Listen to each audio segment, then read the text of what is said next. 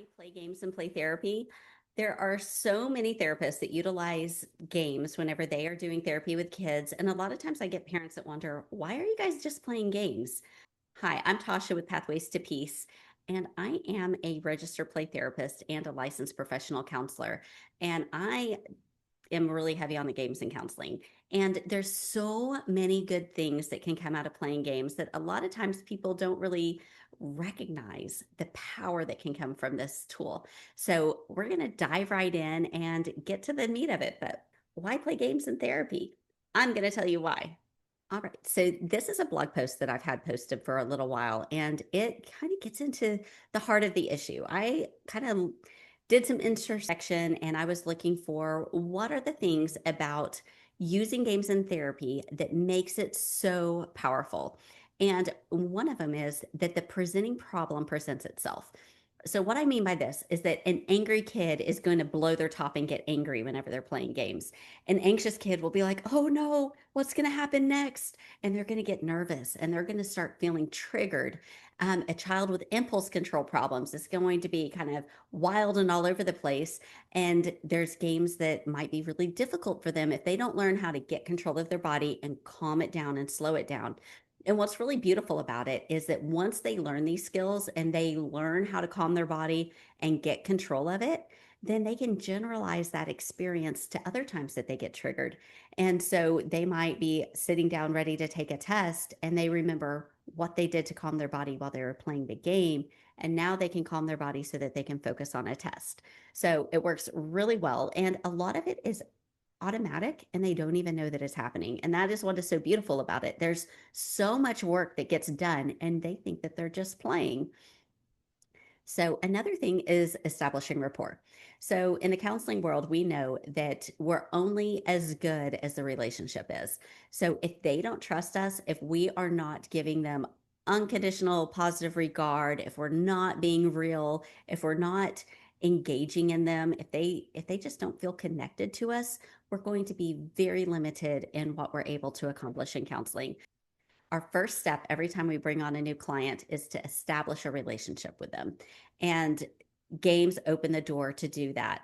The way that I do it is I like to start with coping skills and developing that base of things that they can do to feel better whenever they're feeling out of control. That way, whenever we start going deeper into, like, let's say it's a child with trauma and we're going to start working on their trauma narrative, which I usually never do all at once. We kind of use games again to do it in a step by step, little piece at a time format. But we've played all these games together. We've learned all these coping skills. So as they start to get triggered, they know what they can do to calm down and not dissociate and not just completely lose it whenever we start doing the deeper work. So establishing rapport is a very foundational and important aspect of it. Another one is establishing communication skills. So games usually require some sort of communication. Even if it's not verbal, there's a lot of nonverbal communication that happens. And kids are having to learn how to read social cues and pick up on what's happening around them. So it teaches them to engage and pay attention.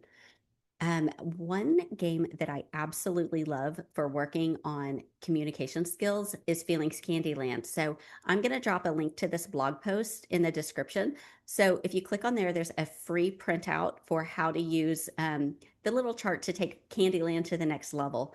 And it is so helpful. And I give it to every family that I work with. Um, Another one is educational or therapeutic games. So there's so many games out there. I've got probably 70 books and games and all of my books have games included, um, that really help kids work through different issues. So like I have Katie's Fortress for kids who have social anxiety. I have Tony's Silence for selective mutism. I have games that target just so many different issues, whether it's that they need to work on forgiveness or they need to overcome anger explosions. There's books and games for everything. And so we can target very specific issues. And psychoeducation is a very important part of the work that we do in counseling. And kids don't want to do another worksheet. They just absolutely do not want to do a worksheet. but they glean so much more from it whenever we introduce the information in a play format. And it's beautiful to see, like, they don't even recognize that they're working, but you start seeing the difference in what they do. And side note, there is a video that I'm working on right now for it's a free list of that I use in play therapy. There's like at least 160 games on here. So this is a free list that you can get at my website at pathwaystopeacecounseling.com. So my little shameless plug. Another one is social skills. It's kind of fun playing games with kids because you'll see this battle that goes on within them. Like on one hand, they want to win, and sometimes they'll cheat to get ahead. But then on the other hand, they have empathy and they're like, I want to win, but I don't want to hurt your feelings. And how can I win with the least amount of destruction? And so I'll see kids like they'll cheat and move themselves up. And then, like the next turn, they'll be like, oh, how about you move up too? And then they move me up, but never in front of them, but like maybe a few spaces behind them. And so, I mean, you just see this social skill battle going on within, as far as do I want to win the game more, or do I want that connection with another person more? And there's just this social skill battle that happens. But they're also learning skills, and they're learning how to follow directions. They're learning how to deal with disappointment whenever you lose a game, but still have good sportsmanship. I mean, there's so many different social skills that happen as part of the game. Problem solving skills. The next one is modeling and co-regulation. So kids aren't going to do what we say.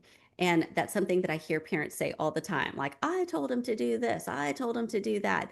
And no, your kid was not listening, because they're going to do what you do. They're not going to do what you say. But it doesn't matter if it's a parent or a counselor or a teacher, the adults in their life are modeling what to do, and kids are going to do what we do. And so if I'm playing Feelings Candyland and they tell me a sad story about falling down and skinning their knee, and I'm like, huh, okay, my turn, then they're going to see like kind of this cold, distant, disengaged person. But if I'm empathetic and I'm like, ow, that probably really hurt. And if I take time to kind of help them process that experience and show humanity with it, then they're going to learn how to do that. So they know the right words to say, or how to respond in an empathetic manner whenever their friend tells them a story.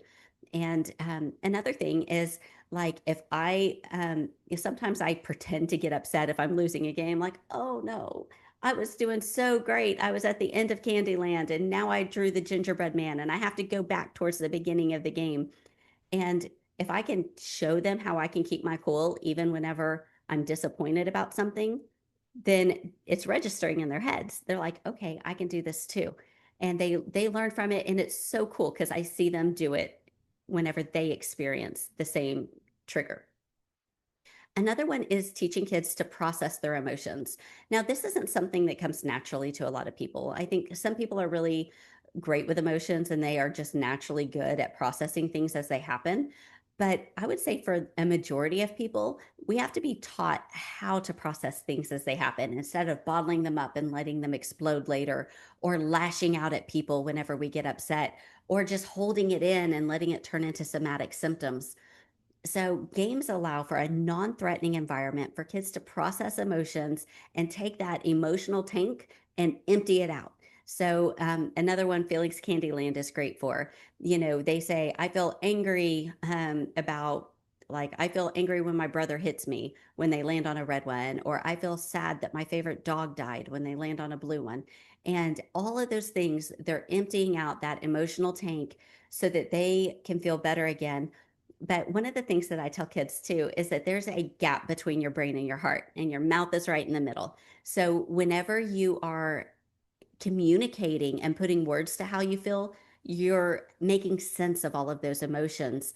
And sometimes whenever we let it all out, like let's say you are really upset about something and you just go into mad journaling and you just dump it out, it's kind of like emotional vomit, right? It's nasty and it's gross. And then you go back and you look at it and you'll be like, oh, I wrote that I hate my dad, but the truth is I really love my dad. I was mad at him. So we're able to go back and edit things, and we're able to correct those thoughts and beliefs and desires and all the stuff once we have words to be able to make sense of it. So, but we've got to connect the heart and the brain in order for that to happen. Another thing is it creates a creative outlet. So kids, whether they're just taking a regular game and figuring out ways to make it more therapeutic, which a lot of kids do it naturally on their own. And so, like, let's say I'm working with a 12-year-old and they want to play Candyland, they might be like, this game's a little bit small for me, but I'm going to add these extra challenges to make it harder. And so they're basically using creativity to make this game more engaging for them. But a lot of kids will also find other ways to use it as a tool to process their emotions. So it's really brilliant. Kids are brilliant. They are way more creative than I am. And so I learn so much from them. So, anyway, this is just the whole blog post about why use games in play therapy. And the answer is because it works. It's powerful, it's effective. Kids grow and learn, and we just reap the benefits. So, thanks for joining me today. Don't miss all of the free games. I've got handouts for adults, I've got tips for therapists, I've got so many resources. Check them all out at pathways to peace counseling.com.